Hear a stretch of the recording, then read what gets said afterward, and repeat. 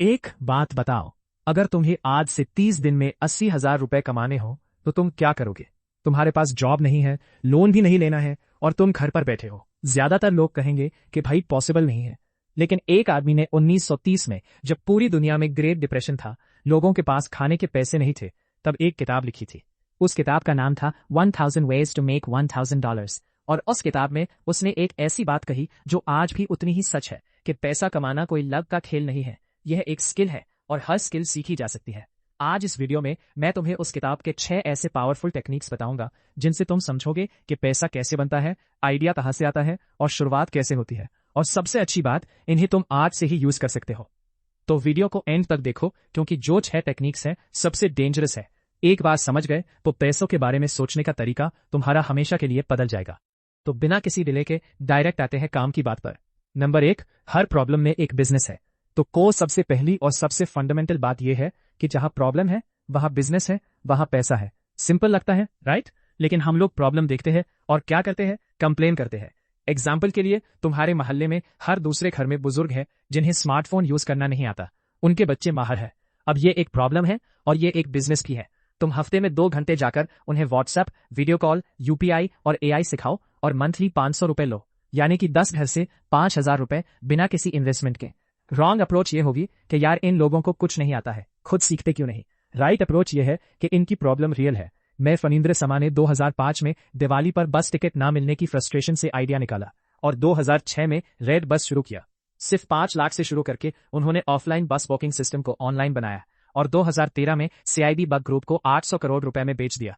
Manager कहते हैं कि तुम्हें कोई नई चीज इन्वेंट नहीं करनी, बस ये देखो कि लोगों को क्या चाहिए और उन्हें कौन दे रहा है, और कोई नहीं दे रहा तो तुम दो।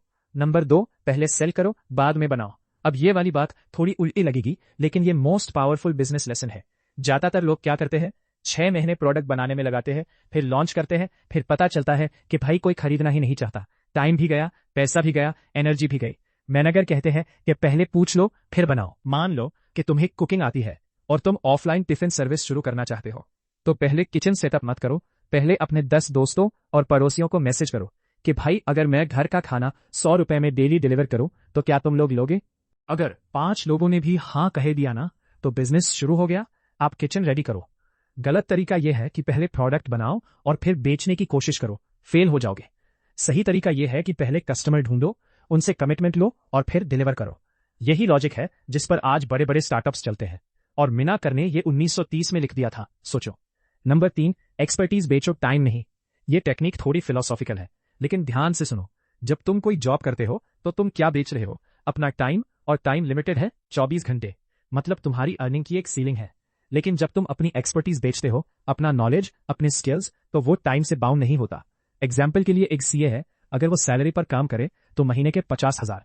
लेकिन अगर वो 5 छोटे बिजनेसेस इसको पार्ट टाइम अकाउंटिंग एडवाइस दे और हर बिजनेस से 10,000 रुपए ले, तो वही 50,000 रुपए इसको मिलेंगे बिना फुल टाइम कमिटमेंट के। अब तुम सोच रहे हो कि भाई मेरे तो कोई एक्सपर्टीज नहीं है, तो भाई रुको जरा, सब्र करो। क्या तुम्हें एक्सेल आता है, कैनवा आता है, रियल एडिट करना आते हैं, किसी सब्जेक्ट का अच्छा नॉलेज है, प्रॉम्प्ट लिखना आते हैं, इमेजेस और वीडियोस जनरेट करना आती हैं, तो यही तुम्हारे एक्सपर्टीज है। किसी को ये नहीं आता जो तुम्हें आता है। कई लोग होंगे जिन्हों वो नहीं आता जो तुम्हें आता है। मीनाकर एक बात कहते हैं जो मुझे बहुत पसंद है, तुम जो जानते हो वो किसी और के लिए बहुत वैल्यूएबल है, उसे बस पैकेज करके बेचना सीखो। नंबर 4, रिपीट बिजनेस का जादू। अब जो अगली टेक्निक है सबसे अंडररेटेड है, ज्यादातर लोग इसे इग्नोर कर देते हैं और यही उनकी सबसे बड़ी गलती है। मीनाकर कहते हैं एक नया कस्टमर ढूंढने में जितनी एनर्जी लगती है, उससे 5 गुना कम एनर्जी में तुम एक पुराने कस्टमर को दोबारा बेच सकते हो। मतलब जो पहले से तुमसे खरीद चुका है वो सबसे आसान अगला कस्टमर है। एग्जाम्पल के लिए मान लो कि तुमने किसी के घर की पेंटिंग की जॉब डन, पैसे लिए चले गए। ये गलत है। स्मार्ट इंसान क्या करता है? 6 महीने बाद फिर से कॉल करता है कि भाई मॉनसून के बाद फिर से वॉल्स पर डैम्प आ जाता है, एक बार चेक कराओगे क्या? ये है रिपीट बिजनेस। एक बार बर का एग्जाम्पल लो, अगर उसके 50 रेगुलर कस्टमर्स हैं जो हर महीना आते हैं, उसे रोज नए कस्टमर्स नहीं ढूंढने पड़ते, उसकी इनकम स्टेबल है। हर महीने नए कस्टमर्स ढूंढना और पुरानों को भूल जाना, ये गलत अप्रोच है। सही अप्रोच ये है कि पुराने कस्टमर्स को इतनी अच्छी सर्विस दो कि वो खुद वापस आए और दूसरों को भी भेजे। ये प्रिंसिपल है रिटेंशन ओवर एक्विजिशन, और ये आज भी हर बड़े बिजनेस की बैकबोन है। लोगों की सबसे बड़ी प्रॉब्लम ये है कि वो या तो बहुत बड़ा सोचते हैं और शुरू ही नहीं करते, या फिर इतना छोटा सोचते हैं कि कभी ग्रो ही नहीं होते। मीनाकर का फॉर्मूला है, शुरू छोटे से करो लेकिन प्लान बड़े का रखो।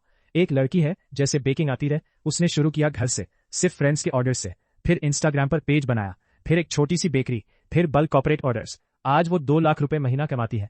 लेकिन शुरुआत हुई थी एक चॉकलेट केक से।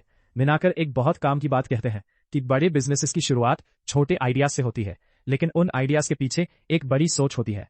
अगर तुम शुरू से ही पूरा सेटअप, ऑफिस, स्टाफ, इन्वेस्टमेंट ये सब सोचने लगोगे तो शुरू ही नहीं करोगे। पहला स्टेप लो, बाकी रास्ता खुद दिखता है। क्या आप जानते हो मैकडॉनल्ड्स की शुरुआत कैसे हुई थी? एक छोटी सी रोड साइड बर्गर स्टॉल से, और आज 100 से ज्यादा देशों में है। तो अगली बार जब कुछ तुम्हारा मजाक उड़ाए, कह रहे ये यार ये क्या छोटा मोटा काम कर रहा है, तो बस मुस्कुराओ, क्योंकि तुम्हें पता है कि तुम्हें कहाँ जाना है। Number 6, value create. ये आखिरी टेक्निक और ये सबसे पावरफुल है। इसे ध्यान से सुनना।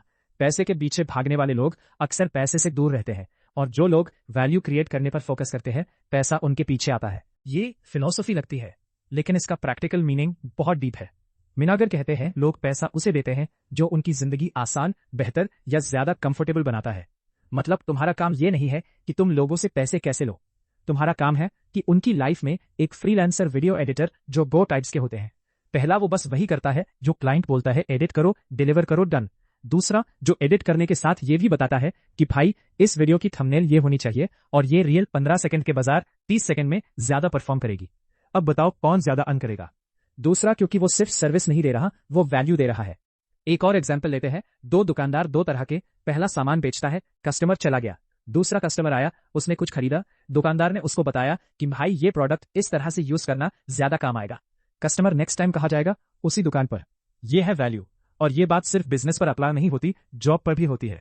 जो एम्प्लॉय सिर्फ अपना काम करता रहे वो एवरेज रहता है, और जो एम्प्लॉय अपने से ज्यादा काम करता है, सोल्यूशंस लाता है, आइडियाज देता है, टीम की हेल्प करता है, वो प्रमोटेड होता है। मिनागर का कोर मैसेज यही था कि दुनिया में $1000 कमाने के 1000 तरीका है, लेकिन इन सब तरीकों का एक कॉमन फाउंडेशन है। किसी की प्रॉब्लम को सॉल्व करो, उन्हें जेन्युइन वैल्यू दो और कंसिस्टेंटली करते रहो। यहां तक देख रहो तो भाई वीडियो को लाइक जरूर कर देना। आपके लाइक करने में कुछ नहीं जा रहा, लेकिन आपके लाइक करने से ये वीडियो ज्यादा लोगों के पास पहुंचेगी। तो चलो मैं इसे समराइज कर देता हूं। नंबर 1 था, प्रॉब्लम में बिजनेस देखो, जहां दर्द है वहां पैसा है। नंबर 2, पहले बेचो बाद में बनाओ, आइडिया वैलिडेट करो शुरू से। नंबर 3, टाइम नहीं एक्सपर्टीज बेचो, तुम्हारा नॉलेज किसी की जरूरत है। नंबर 4, रिपीट बिजनेस लाओ, पुराने कस्टमर्स सबसे ज्यादा वैल्यूएबल है। नंबर 5, छोटे से शुरू करो लेकिन बड़े का प्लान रखो। और नंबर 6, वैल्यू क्रिएट करो, पैसा ऑटोमेटिकली फॉलो करता रहे। अब एक आखिरी बात सुन लो। FC मिनागर ने यह किताब उस वक्त लिखी थी जब दुनिया की इकोनॉमी तबाह थी। लोग कह रहे थे कि कुछ नहीं हो सकता, और उन्होंने कहा कि भाई 1000 तरीके हैं। तुम्हारे सामने भी आशाई चैलेंजेस है। जॉब नहीं है, इनकम कम है, डायरेक्शन नहीं दिख रही, और वो और चल रहे हैं। लेकिन याद रखो, पैसे की कमी असल में आइडियाज की कमी नहीं है, ये एक्शन की कमी है।